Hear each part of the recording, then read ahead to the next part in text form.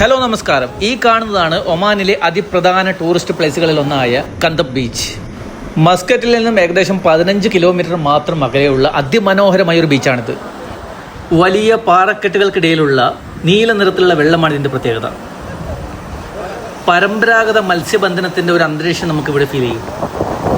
വീക്കെൻഡുകളിലൊക്കെ വന്ന് എൻജോയ് ചെയ്ത് കുളിക്കാൻ പറ്റിയ അടിപൊളി സ്പോട്ടാണിത്. ഫാമിലി ആയിട്ടും ഫ്രണ്ട്സായിട്ടും ഒക്കെ വന്ന് ബോട്ടിങ്ങും നമുക്കിവിടെ എൻജോയ് ചെയ്യാം. എല്ലാവരും ഒന്ന് വിസിറ്റ് ചെയ്യുക. മസ്റ്റ് വിസിറ്റ് ചെയ്യേണ്ട ഒരു ബീച്ചാണ് കന്തബ് ബീച്ച്.